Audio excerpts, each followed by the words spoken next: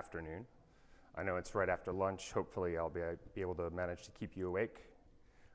OT is not the most interesting of topics for some people, but I'll do my best. Here we have our lovely RSA disclaimer, and then I'll jump right into it. So first thing, there's a chance that not everybody in the room knows really what OT is, so I'll take just a second to talk about that. OT, as an acronym, refers to operational technology. At a very basic level, it's any time a computer controls a device to take a physical action. So the example I give for the layperson, most people are familiar with a Nest thermostat. There's three main components to most OT SCADA systems. DCS, a little bit different, not going to get into that. But basically, you have the human-machine interface, which is how a person interacts. That's a lot of times a screen, a control, it's a computer. In the Nest case, that would be the app on your phone or the screen itself.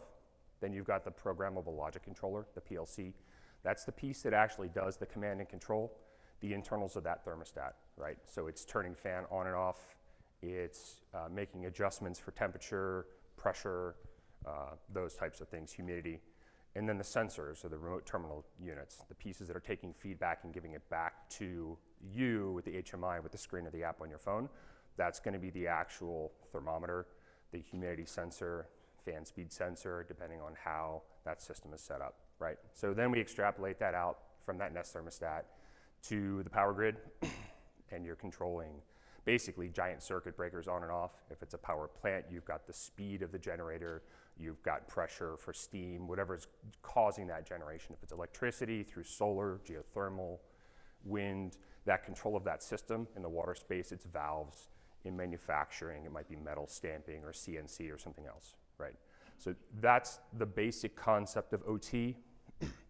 A few outliers that people don't always think about that are really common in the space that sometimes get overlooked.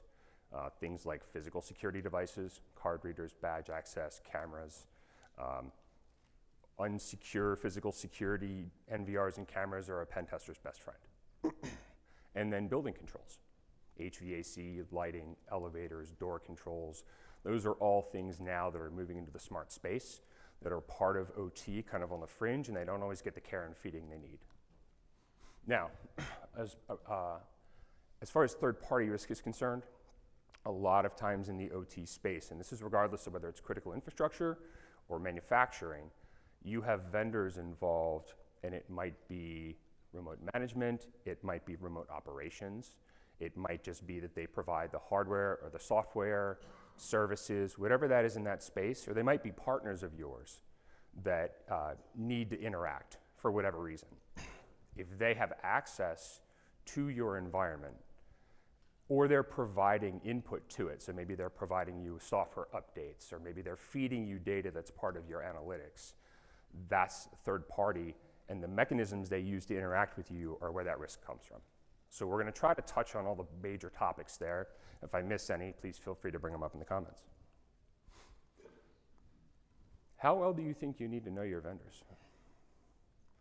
Are you just going to let them buy you lunch, maybe take you to dinner, have a little happy hour? The next thing you know, you've invited them in, you've let them into your environment, now you're infected. How are you going to avoid contracting a vendor-transmitted disease? You don't want those VTDs. They're hard to get rid of. When we talk about this, we laugh, I try to add a little humor, but it's important that you understand what the vendors are providing, and not just the function of can they do what I need in the functional space, but as an organization, are they mature enough that if I choose to rely on their product or their service, that if something happens to them, it's not going to blow back on you. Perfect example, I typically poll the audience. I ask if anybody can tell me the name of the HVAC vendor that caused the Target data breach. Almost never. Does anybody know? They don't care. It was Target's problem, but it wasn't, right? So that HVAC vendor was breached first. They already had remote access to some of the stores. That's how that happened. Client choice in what you choose to bring into your ecosystem that you own, that you control, is all about understanding the risks, making good choices, having the right say in the decisions, and then being able to interact with them in a way that lets them know that you need them to follow your protocols. A lot of OT sits in its own environment and operates for years and years and years. Most IT, 3 years, maybe 5 at the outlier. A lot of OT systems, 15, 20. I've seen 40-year-old systems. Last year I found a 3-com SuperStack hub. We see this old technology that just hangs out there. And because those systems are designed to continue to run that long without failure, the ancillary products that you have to wrap around them to maintain security becomes a very different conversation.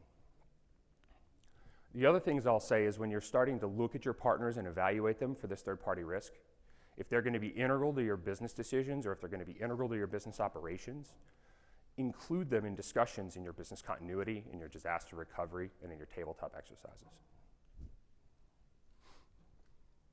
So how do you track what they're doing? One of the big challenges that I see is organizations have need for third-party interaction in their environments, but they don't necessarily do the things that they should to monitor what's happening. Are you going to give them a VPN client and just let them connect to your firewall?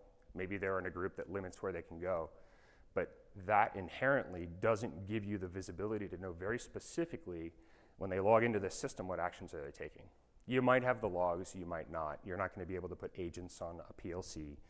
You're not going to be able to put the type of monitoring software that you would typically use in the IT environment into those OT environments. So there are specialty products. We'll get into that a little bit. Make sure you understand specifically what their role is. Make sure you've categorized it, make sure you've documented it somewhere, so that if something happens in the middle of the night, the people that do see that have someplace they can go to get the documentation to say, they're only supposed to be touching the system. What are they doing over here? That's not what they should be doing, right? That's that red flag. And maybe it's change management gone wild. It just didn't get communicated. You know, people change control. It's a lot of fun, especially in the OT space. But maybe it's somebody doing something they shouldn't. You don't have any way of knowing if you don't have that baseline. So some of the topics we're going to get into as we discuss how to mitigate these third-party risks. I got a nice little list up here. We're going to touch on all of these briefly. I'm not going to go in depth on any of them. Happy to talk about it after if you have questions. Segmentation. This is the big one. So I've worked in this industry 25 years. I spent roughly 10 with a large merchant energy company. Was in the very early days of NERC-CIP, helped write their version 1 policies. At one point I was running IT for 37 power plants, including 3 nuclear. This is a space where visibility matters. These protocols that are used in the OT space are not your typical IT protocols, right? They're not just your standard port 80, port 443 traffic. These are Modbus, these are DNP, these are ICCP. These are control protocols that are used for very specific functions and that most of the IT tools don't understand. They can't interpret them. The parsers haven't been written. Some of them have them, few and far between. But there are a whole slew now, and they're like multiplying like a virus. But there's a whole bunch of specialty platforms now that can analyze this stuff, show you what it's doing, help you understand what that space looks like. The challenge is how they work. So in the IT space, you just roll out an agent. We like our agents, right? You've got the SIM agent, the MDR, the EDR, the IDR, all the DRs. You get these agents rolled out and they give you all the information from the endpoints, and then you feed other data sources. In the OT space, you're not going to put an agent on a PLC. So you need network traffic analysis. You need the ability to inspect that traffic. So if you just get the agent, or you get the analyzer, or you take the span traffic, or you put in a tap, and it's behind the firewall, you only see the traffic that wants to traverse that firewall. Most OT platforms are not speaking to the outside world through their firewalls. Some do, there's specific needs sometimes for that, but they're not going to see the general day-to-day operational traffic. That east-west traffic, a lot of times these networks are really flat. So you have to make changes to the network just to get your choke points, just to force the traffic to go someplace where you can see it. So adding VLANs, adding segments, adding switches, replacing unmanaged switches that maybe were purchased that were industrial, that were hardened with managed ones, so you can do span port, send that traffic to the analysis tools. These things take time.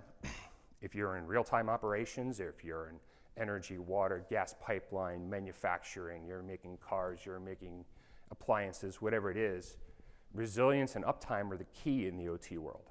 It's not the same. You're not necessarily as concerned about protecting the data the way you are on the IT side. It's resilience and uptime.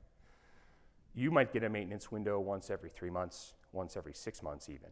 Nuclear power plant refueling average 12 to 18 months. There's certain worlds where you just don't have downtime available to you.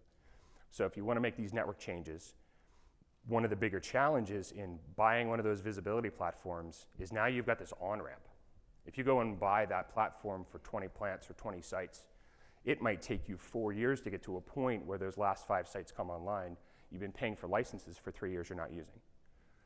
So one of the big challenges is we see is, do you have the backing, the capability, the team, the time to take away from the OT experts, because there are not a ton of us in the world. It's just a small space. In order to get to the point where you have what you need to make that work, you have to do a lot of planning. It can be very expensive. How you segment. A lot of people will go by default to the DuPont model. The DuPont model is relatively complex and it wants a lot of zones, right? Most organizations aren't going to get there. You get 3, maybe 4. Some will say we'll take everything that does control PLC and put it in one zone. We'll take all the sensors and put them in another.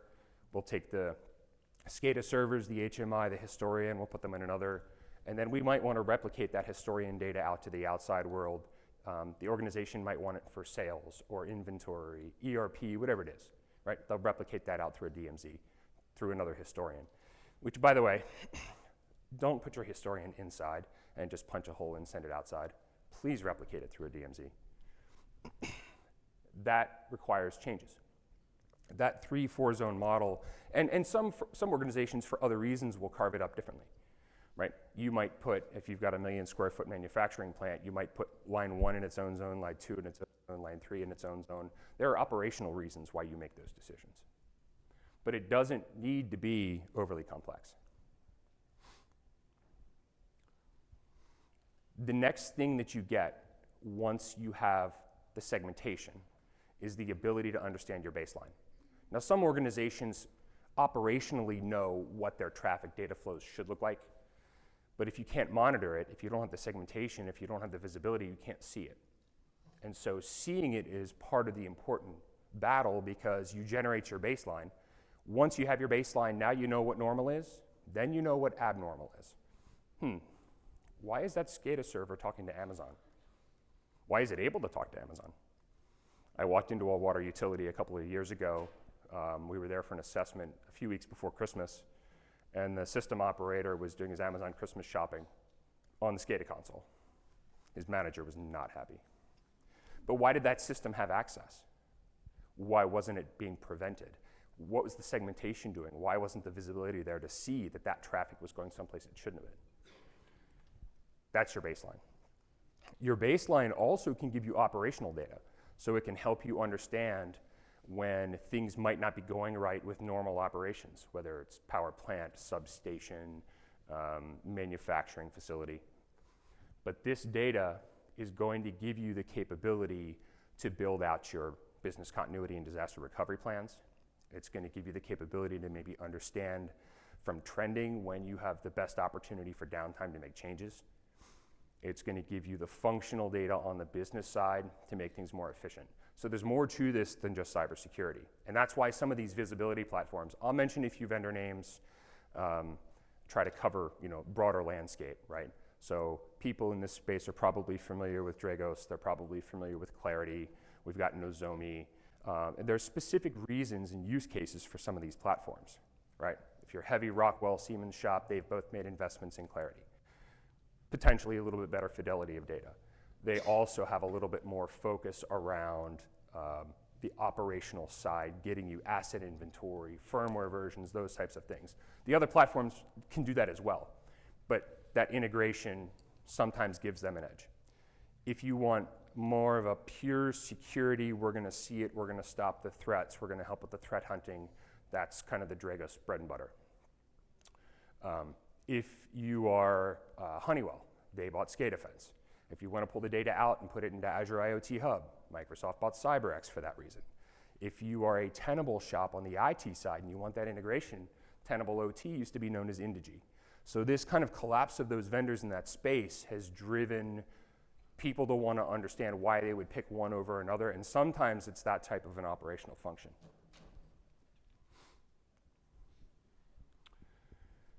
This is one of my favorites. Why?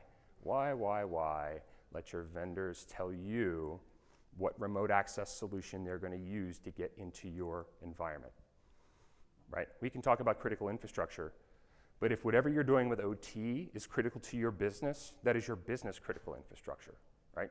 If you're in the manufacturing space, your product line going down, within 2 or 3 hours potentially might cause you to violate contracts years out. It's your space. You tell them how they can get access to it, what they're allowed to do in it, and how they have to make that work.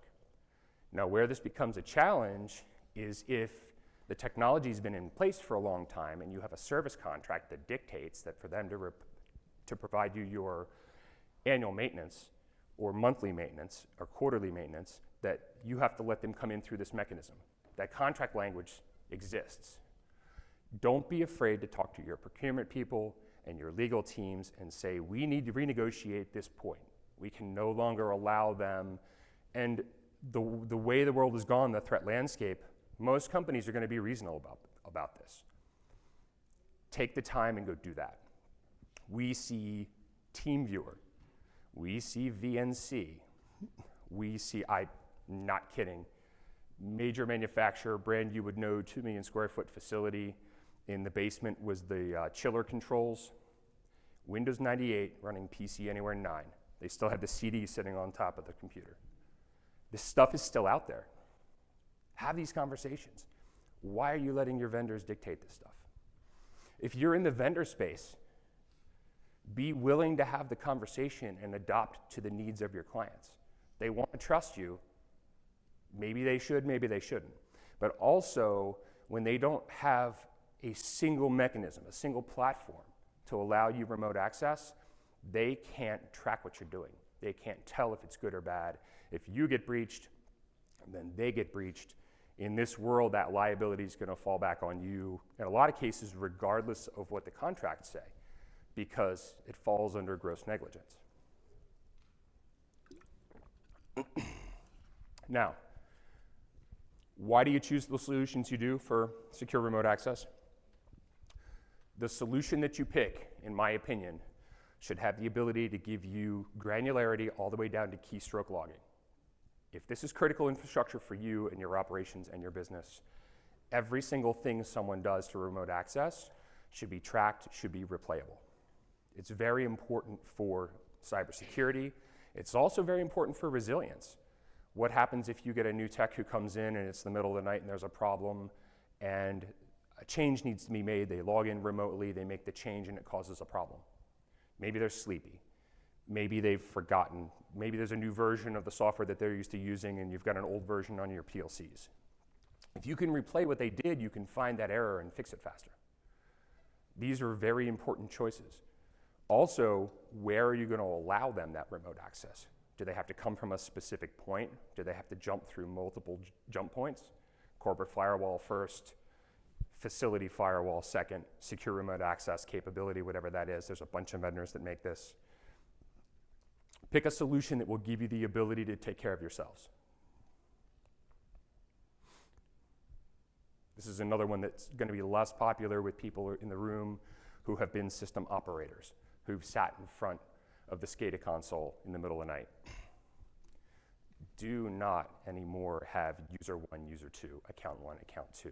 Role-based access control can be very successfully implemented almost regardless of what your solution is. If you work with one of those vendors that requires that they come in and make all the changes for you, my apologies to Yokogawa, that's one of their business models. You need to have the maintenance to get them to make this change, but it's important. Some people will say, I can't lose the data, I can't log out of the system and have that blip in continuity.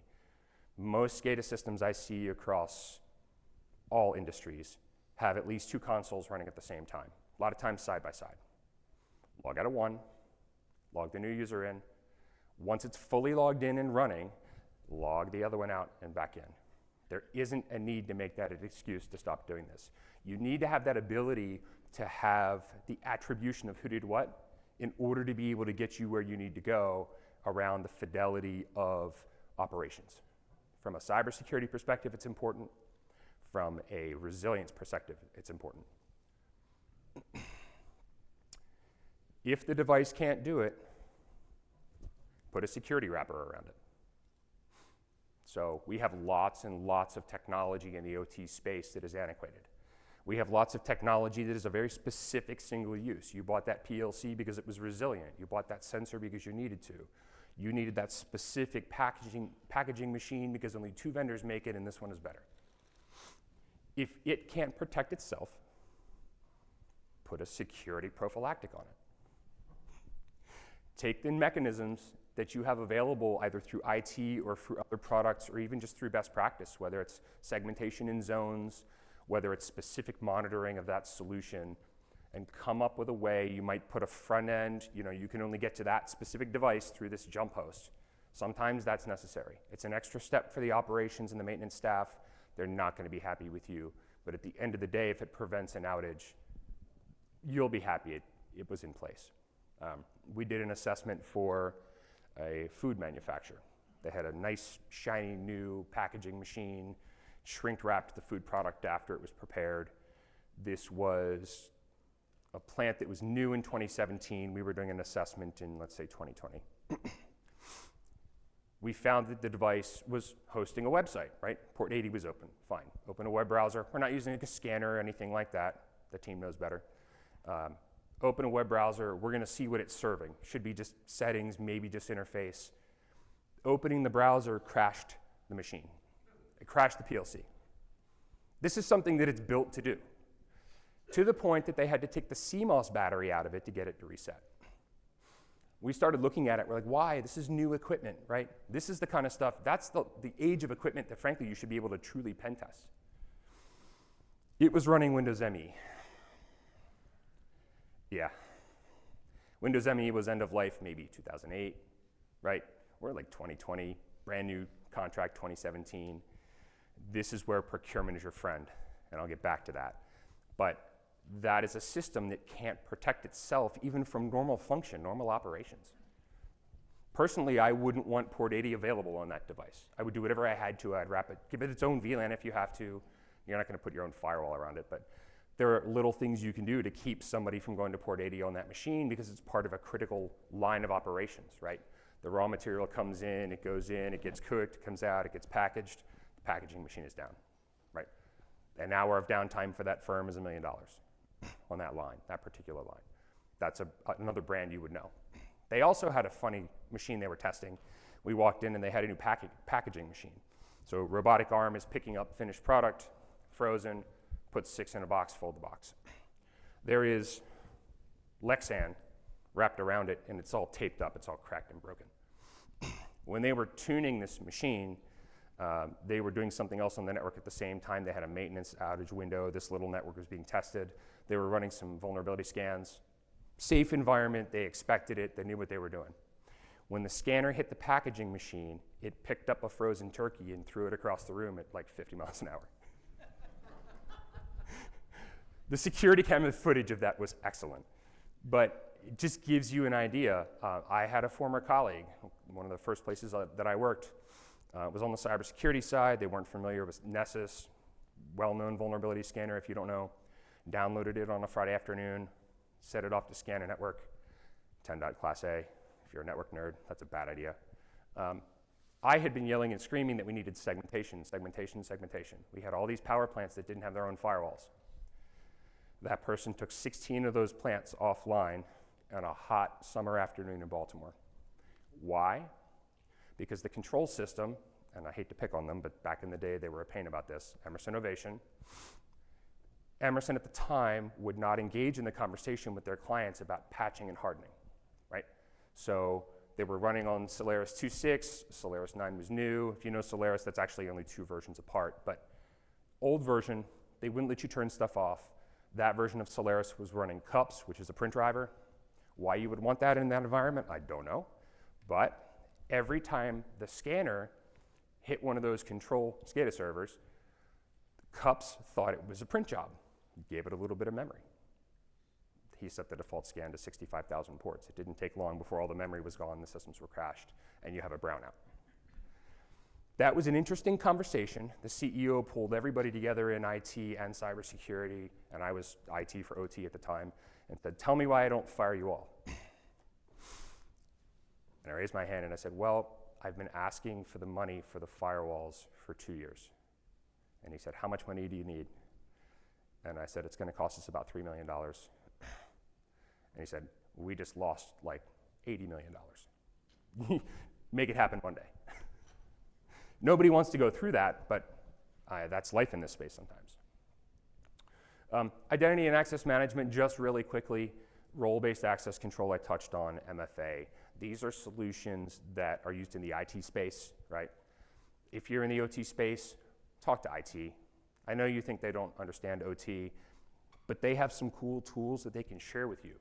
And maybe you can use some of the stuff that they're using to give you the control that you need to make things more secure. Have the conversation. If you're in IT and you know that OT doesn't trust you because that last patch that you tried to roll out on Patch Tuesday went all through the manufacturing environment and shut it all down, come to them and say, you know what, we can give you your own schedule. We can let you control your own patches. We can give you the ability to interact with that system yourself. Let's extend it into your environment, but you'll have the logins for that group, right? Show them how it can work. Get them on board. Have those conversations. Bridge that gap. I've been an IT/OT translator for years. If you engage in conversations and you get to know the people, do some job shadowing. Go follow each other around for a day. What's it like to walk through a substation? On the OT side, what's it like to sit in a knock and get a call at 2 o'clock in the morning that, quote unquote, the network is slow? Anybody who's worked in that space, right? It goes a long way towards helping to bridge that gap. Once you have your visibility, then we start getting into monitoring. I've touched on a lot of this already, so I'm not going to dwell on it. Understanding what the communications protocols are and the fact that they're different is really important. Understanding that a lot of the IT tools won't do justice of giving you the visibility that you need in the OT space. Understanding that the OT tools are not all going to be perfect fit and they're going to do different things for you. Some of them add that resilience piece, some of them add the asset management piece, some of them are stronger on the overall security posture. Don't ask just the vendors because they'll tell you what's best about theirs and why the other one sucks. But there are a lot of people in this space now that are trying to be evangelists for this, right? I come in here and I talk about this stuff because I care that we're trying to protect the critical infrastructure that we have, whether it's business or whether it's energy or water or gas or rail or telecommunications, building controls, all this stuff, right? These tools can get you where you need to go if you can do the segmentation, if you can get the traffic routed in the right way, if you can get the visibility. The next piece is, what do you do with the data? Once you see it, what are you going to do with it? If you have a SOC and they're IT-based, they probably don't know what OT is. You might get lucky and have a practitioner or two that want to dabble in it. Maybe they got some Arduino stuff at home. There are partners that can train your SOC staff. You can go into your OT staff and figure out, maybe you've got an architect or somebody who side projects does, a little YouTube or podcast or explainer videos. Get them to explain to your staff specifically what the technology does, how it impacts the business, why it's important, why it can't have downtime. And then help them understand what they have to do, build out the custom run books, build out the tabletops. When this happens, you need to call this person or this person or this person. If you don't have this capability, there are partners in the space who will wrap services around OT SOC, right? They'll manage these platforms for you. They'll manage the Dragos, the Nozomis, the Clarities, the Indegis, the Cyberxes of the world. Sometimes they'll manage IT and OT both. You get that convergence if you get lucky. So have these conversations. There's a lot of topics here. Patch and vulnerability management are tied together, and this is a big pain point in this space. Why? Because you don't want to run a scanner. You don't have an endpoint agent to tell you when the vulnerabilities appear. If you're monitoring ICS CERT, you get the CSER, the Homeland Security alerts, you look through that database, you see you've got vulnerable products, but you don't know if you have vulnerable versions. Again, the visibility tools have safe discovery methods. One of the things they will try to do is establish what firmware and software versions you're running. And then you can go look in that database and say, oh, we've got 8 PLCs across 5 facilities that have this firmware. We need to schedule maintenance to get them updated, right? Those tools also a lot of times will have signatures if there are attacks that have been identified that are tied to those specific vulnerabilities, so that if they come up, you can see them and do something about it. As far as patching goes, the cadences are different, right? For those of you in the room who are IT practitioners, Microsoft's going to do their Patch Tuesday. Siemens might take 6 months of those patches, do testing with them and roll them up. You know, Schweitzer, SEL, or whatever, before they release the 3555 RTAC series of patches it's running on Windows, it might be 6 months later. Understand what that cadence is. Know that you may not get your maintenance window in line with when they come out. Plan your maintenance windows, have these conversations. Understand that you may get a day 0 threat that you consider higher risk that you have to do something with. Put those protocols in place. Have the conversations with the operations teams. All the way up to senior leadership, right? Chief Manufacturing Officer, CIO, CEO. Make sure they understand that there's certain kinds of risks that you really do have to take the downtime to address. But don't cry wolf on that. Figure out where it's important, establish your maintenance windows for the ones that are less important, and stay focused there. IT and OT need to work together on this, right? A lot of OT environments don't have spare equipment. They don't have testing capabilities. Consider building that out. Consider spending the money. Talk to the vendors. Sometimes you can get spares for less money if they're for maintenance purposes. You may be able to go get used equipment. There's lots of different ways to skin this. Stay in touch with the vendors around making sure that you're notified of vulnerabilities. If they find out about a vulnerability, it should be in your contract language that they have to notify you about that vulnerability, not wait until they've got a fix for it. Big bone of contention if you work for one of the manufacturers. But I want to be able to put a mitigation in place, extra monitoring, cut off certain kinds of access, change how we're using that equipment until that patch is released, if that vulnerability is out there. I don't want to find it out first from ICS CERT. I want to find it out from you as the vendor. Once again, if you can't do this yourself, reach out, find a partner that can help you with it. I mentioned before, procurement is your friend. Some core contract language that you should have in place, right? The vulnerability notification, the patching requirement, making sure that they're not outsourcing stuff to third parties without your knowledge. If you work in certain critical infrastructure industries, making sure that you can get a secure bill of materials, software bill of materials, hardware bill of materials, SBOM. Some people don't know what that is, right? What chipset is in that? Where do you source those chips? I worked with some hardware hackers that take stuff apart and they find, oh, this product is built on a chipset that has a known vulnerability that can't ever be fixed because it's a hardware vulnerability. So then why were you buying a product that had that chipset? You were buying it because you didn't know. Have those conversations. They also are a force multiplier for you when you're going to purchase things. Help them understand what it is the OT stuff does, what it does for the organization, what's important about it, educate them. They're happy to learn. Some of them will have tech background and some won't. The more they know, give them checklists, give them information to work with, empower them to help you.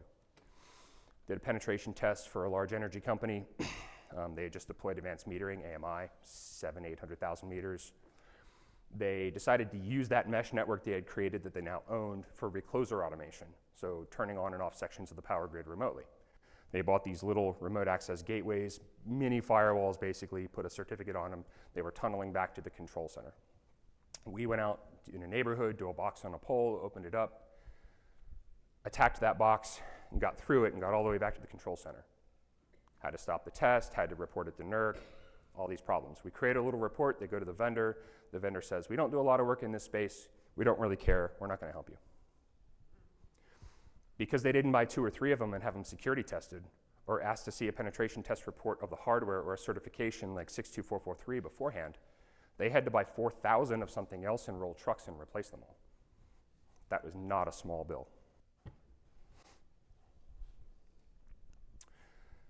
So how do we apply it? What can you do now? Control remote access. You may already have a solution, IT may already have one. This may cost you nothing. It may cost you something. Implement least privilege. Again, most of the time this is a procedural change. Changing those logins, those identities, these are things that you can do on the fly. You don't have to hire somebody else. Ensure your contract language. Communicate with IT and procurement and talk with your vendors. What are you going to do later? Segmentation takes time and it takes money, and you may need help. There's not a lot of extra resources in the OT space, almost ever. So sometimes you have the people you need to run operations, but this is a big project, you just need extra hands. Build the baseline with the tools, find the right partners, and establish your protocols for business operations. How are you going to avoid contracting vendor-transmitted diseases? Get tested. Get the right partners, do the penetration tests, do the tabletops, do the vulnerability and risk assessments. One more thing in closing, for anybody in the room who is a security practitioner. Some of you probably are, some of you probably aren't. We ask sometimes how we give back. For me, that's the Cyber Patriot program, National Middle School and High School Cyber Defense Competition. No offense to China, I do some business there. They've had the Lanxian Vocational School since 1990. They take kids at like first grade and they teach them offensive cybersecurity, first grade through 12th grade, into college and into the Army. Cyber Patriot is 6 months older than US Cyber Defense. It's run by the Air Force Association, Northrop Grumman and Cisco. 5,000 teams in the country, roughly 5 kids per team, 25,000 students at a time. They compete once a month, and the top 30 teams in the nation go on to national finals. And national finals, they are actively defending networks against live red teams, professionals. My team has been to the national finals 4 times in the last 10 years. We won in 2016. These teams need coaches and mentors. All it costs is your time. This is how we close the workforce gap. They can go on to compete in CCDC, which is the college version of that. Hack UCF at University of Central Florida, which is near where I live, won this past year again 3 or 4 times in the last 10 years. This is one of the programs, these are some of the programs that can help make that difference. So if you have time, look into that. Oh, I did have a slide for it. There it is. All right, that's what I have for you. We have a few minutes for questions, right on time.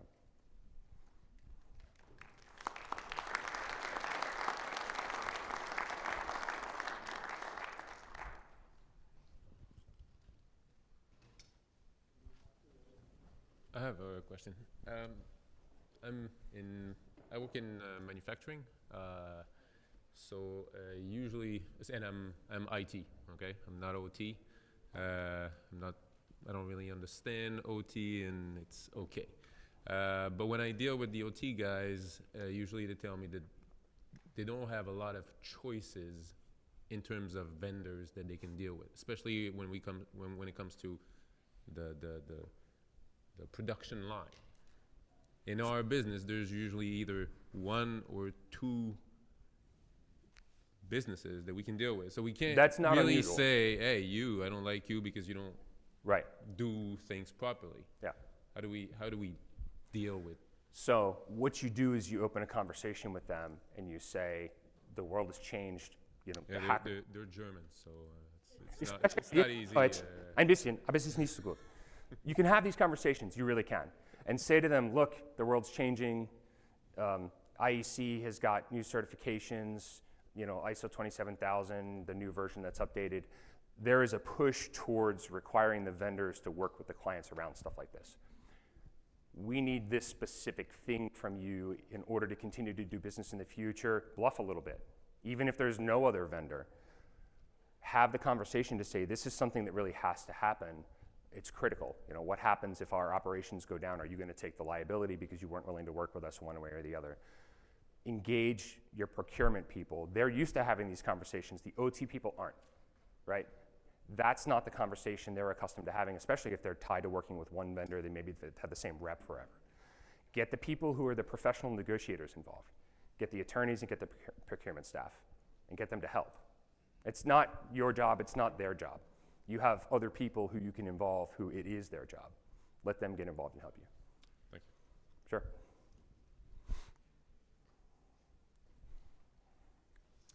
Hi, I work at Ian J. Gallo Winery, and I had a question about solutions or vendors you'd recommend for managing third parties with on-site and remote physical access, especially because we have, contractors and subcontractors that we may not be aware of that may have not gone through a procurement process, or we have maintenance personnel that come on site that go through like a PO process, so our procurement team isn't even aware that they exist. And a data security assessment isn't obviously going to provide any coverage over Right. those types of vendors. Right. So are there any vendors or solutions in the OT space that help manage both the on-site physical and the remote access and do it well? So what you're describing usually falls under a physical security vendor access program. And those are the types of terms that you'll use to look to find them. So these are the types of solutions that are going to provide, take a picture, pre-printed badge at a front office in a building like that a lot of times. And these are some of the old school security vendors that do some of this stuff. So it might be like a G4S or a Veritas or one of those. There are a few solutions out there. I can probably help you dig some up if you want to come talk to me or reach out. Thank you. Anybody else? Nope. Okay, more.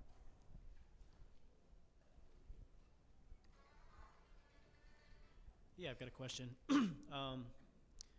As you drill into sort of OT systems, which can get pretty niche, Yeah. and include not just custom source, but also libraries and stuff, which also tend to be pretty niche, are not getting looked at a lot. When I see a lot of those things, I see sort of like the zero day space of that almost gets as big as sort of the IT based sort of kind of space you're looking at. Especially when you look at the more critical the system, the more those things probably aren't actually O days for like our adversaries. And do you have a guidance for when you start telling these customers that they should start looking at that stuff? So if you're going to start doing more of that sort of active vulnerability management in that space, there are a few platforms that you can feed binaries to, and they will unpack the binaries and go through them and find the open source and find the vulnerabilities. It's labor intensive, it's expensive, but if it's truly critical infrastructure and it's a concern, that's a good solution. So there's a few of them out there where you can literally feed them every firmware, every software you've got in the environment. You can create your own database in those platforms and then monitor that stuff. Sometimes you can create custom signatures for firewalls and IDS or some of the OT-based, or you may find that they're already monitoring for that particular vulnerability once you realize it's there. Thanks. Sure.